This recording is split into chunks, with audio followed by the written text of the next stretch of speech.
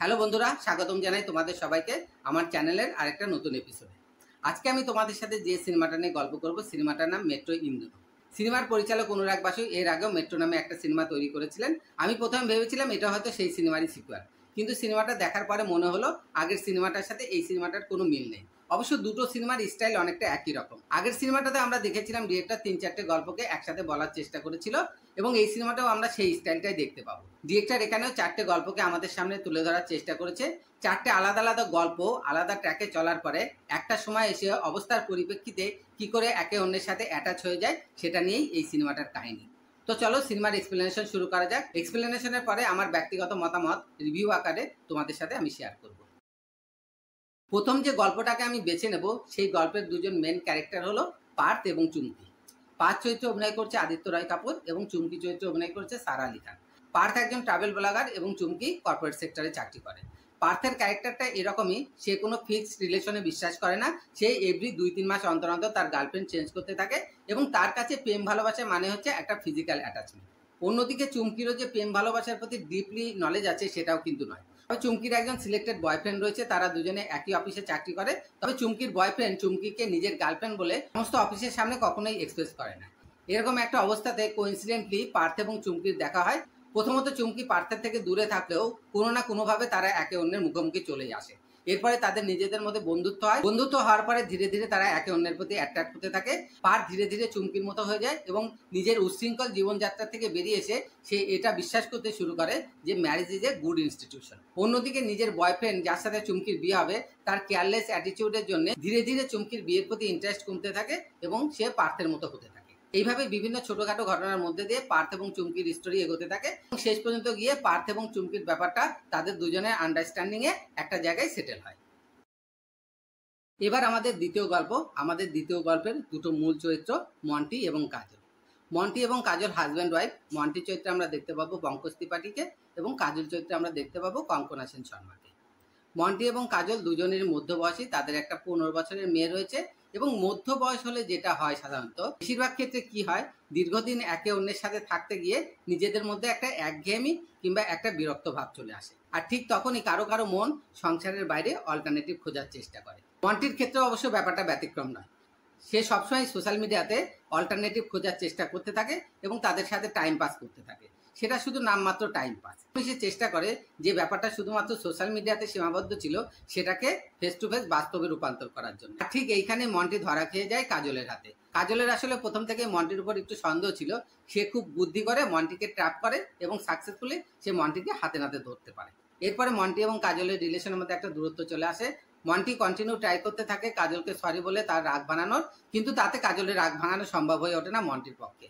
কাজলের রাগ ভাঙা তো দূরের কথা, উল্টে কাজলও ট্রাই করে মন্টি যেমন অ্যাফেয়ার করার চেষ্টা করেছিল ঠিক তেমনি করে গোয়াতে গিয়ে একটা অ্যাফেয়ার করার। তার একটা ইয়ং ছেলের সাথে অ্যাফেয়ার হয়, কিন্তু সেই অ্যাফেয়ারটা যখন একটা এক্সট্রিম লেভেলে পৌঁছে যায়, কাজল তখন রিয়ালাইজ করতে পারে যে মন্টিকে শাস্তি দেওয়ার চক্করে সে একটা বড়সড় কিছু ভুল করতে যাচ্ছে। সিরিয়াস কিছু হওয়ার আগেই কাজল সেখান থেকে ফিরে আসে। এরপরে মন্টি এবং কাজলের মধ্যে ভুল বোঝাবুঝির অবসান ঘটে এবং তাদের সম্পর্কটাও আবার নতুন করে শুরু হয়। মন্টি এবং কাজলের এই গল্পে আরেকটি এক্সটেন্ডেড স্টোরি আছে। মন্টি এবং কাজলের একমাত্র মেয়ে, যার বয়স কিনা 15, সে আসলে কনফিউজ যে সে ছেলেদের পছন্দ করে নাকি সে মেয়েদের পছন্দ করে। আসলে 15 বছর যে বয়সটা, যখন কিনা একটা ছেলে কিংবা একটা মেয়ে টিনেজের মধ্যবর্তী স্থানে অবস্থান করছে, ঠিক সেই সময় তারা যে নিজেদের পছন্দ নিয়ে কনফিউজ হয়ে যায়, সেটাই পরিচালক অনুরাগ বাসু মন্টি এবং কাজলের মেয়ের চরিত্রের মাধ্যমে দর্শকদের সামনে প্রেজেন্ট করার চেষ্টা করেছে। সিনেমার 3 নম্বর গল্পে যে দুটো চরিত্রকে আমরা দেখতে পাবো, একজন আকাশ এবং অন্যজনের নাম শ্রুতি। আকাশ চরিত্রে অভিনয় করেছে আলী ফয়জাল এবং শ্রুতি চরিত্রে আমরা দেখতে পাবো ফাতেমা সানা শেখকে। আকাশ এবং শ্রুতি একে অন্যকে ভালোবেসে বিয়ে করে এবং বিয়ের পরে আকাশ কর্পোরেট জব করে এবং শ্রুতি তার কর্পোরেট জব ছেড়ে সংসার সামলাতে ব্যস্ত। কিন্তু সমস্যা হলো আকাশ কখনোই চাকরি করতে চাইতো না, সে সবসময় চাইতো সিঙ্গার হতে। এটা নিয়ে যখন সে শ্রুতির সাথে আলোচনা করে, শ্রুতি তাকে বলে ঠিক আছে, তুমি তোমার প্যাশনের পেছনে যেতে পারো। এরপরে আকাশ চাকরি ছেড়ে দিয়ে মুম্বাইতে চলে যায় স্ট্রাগল করার জন্য, এবং শ্রুতি পুনরায় একটা নতুন চাকরিতে জয়েন করে এবং তার পোস্টিং হয় দিল্লিতে।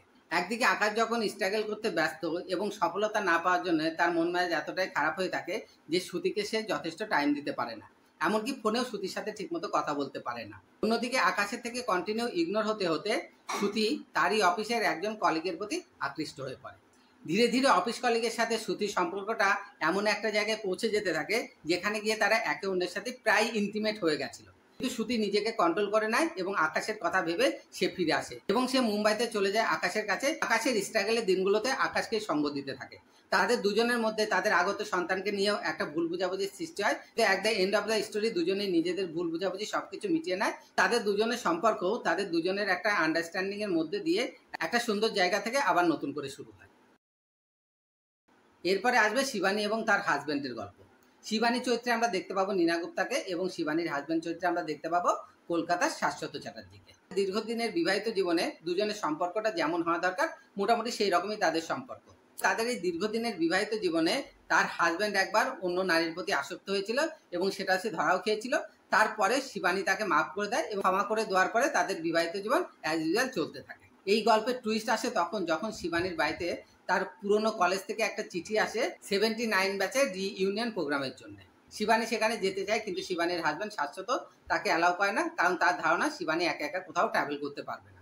শিবানী শাশ্বতকে কিছু না বলে সেখানে চলে যায় আর সেখানে গিয়ে শিবানীর আবার দেখা হয় তার পুরনো প্রেমিক পরিমলের সাথে। এখানে আমরা পরিমল চরিত্রে দেখতে পাবো অনুপম খেরকে। তারা তখন নিজেদের স্মৃতির পাতা উল্টাতে থাকবে যে স্মৃতির পাতায় তাদের প্রেম কাহিনীও লেখা ছিল। তবে শিবানী এবং পরিমলের মধ্যে কিন্তু নতুন করে আবার প্রেম শুরু হবে না, বরং শিবানী পরিমলকে হেল্প করবে পরিমলের একটা ফ্যামিলি প্রবলেম সলভ করার জন্য। শিবানী যেহেতু পরিমলের বাড়িতেই ছিল আর সেটা শিবানীর হাজব্যান্ড জানতে পেরে যাবে, সেখান থেকে কিছুক্ষণের জন্য একটা ভুল বোঝাবুঝির সৃষ্টি হবে এবং সেটা কিছুক্ষণের মধ্যে মিটে যাবে। আর সিনেমার গল্প নিয়ে আমার এক্সপ্লেনেশন মোটামুটি এখানেই শেষ। বন্ধুরা, সিনেমার এক্সপ্লেনেশন শেষে রিভিউ শুরু করার আগে সিনেমার ক্যারেক্টারদের একে অন্যের সাথে কি সম্পর্ক সেটা তো একটু তোমাদেরকে বলে দিই। এতগুলো ক্যারেক্টার রয়েছে সিনেমাতে, বেসিক্যালি তোমাদের হয়তো মনে হতে পারে ডিরেক্টর হয়তো এটাকে একটা জগা খিচুড়ি বানিয়ে ফেলেছে, কিন্তু অ্যাকচুয়ালি কিন্তু ব্যাপারটা সেরকম নয়। প্রত্যেকটা ক্যারেক্টারই কোনো না কোনোভাবে একে অন্যের সাথে কানেক্টেড ছিল। যেমন ধরো শিবানীর দুই মেয়ে, প্রথম হচ্ছে কাজল, দ্বিতীয় হচ্ছে চুমকি। চুমকির সাথে রিলেশন পার্থর এবং কাজলের হাজব্যান্ড এখানে মন্টি। অন্যদিকে পার্থর বেস্ট ফ্রেন্ড হচ্ছে শ্রুতি আর শ্রুতির হাজব্যান্ড হচ্ছে আকাশ। আর এদিকে শিবানীর পুরনো প্রেমিক কিংবা বন্ধু যেটাই বলি না কেন, আর সে হচ্ছে পরিমল। অতএব ডিরেক্টর কিন্তু ক্যারেক্টারগুলোকে একটা গণ্ডির মধ্যে রেখে দিয়েছে, খুব বেশি ছড়িয়ে ছিটিয়ে রাখেনি। চলো আমরা সিনেমা রিভিউ করার চেষ্টা করি। অনুরাগ বাসু বেসিক্যালি একজন ভালো ডিরেক্টর। বলিউডে তার তৈরি বেশ কিছু ক্লাসিক এবং হিট সিনেমা রয়েছে, যার মধ্যে মেট্রো এবং বরফির নাম বিশেষভাবে উল্লেখ করা যায়। আর দর্শকের যদি ভালো সিনেমার প্রতি খুব বেশি অরুচি না এসে থাকে তাহলে মেট্রো ইন দিনো এই সিনেমাটাও হিট করবে। এরপরে আমি আসি সিনেমার অভিনেতা অভিনেত্রীদের কথায়। সিনেমাতে যতজন অভিনেতা অভিনেত্রী রয়েছে তার মধ্যে 90% ভালো অভিনয় করেছে। লিডিং ক্যারেক্টারগুলোর মধ্যে একমাত্র সারা আলি খান ছাড়া আমার প্রায় প্রত্যেকের অভিনয় ভালো লেগেছে। সিনেমা সবকিছু ভালো লাগলেও একটা জিনিস আমার খুব একটা ভালো লাগেনি, সেটা হচ্ছে সিনেমার প্রথম থেকে শেষ পর্যন্ত এভরি 5-10 মিনিটের অন্তর অন্তর সিনেমাতে গান শুরু হয়ে যাচ্ছিল।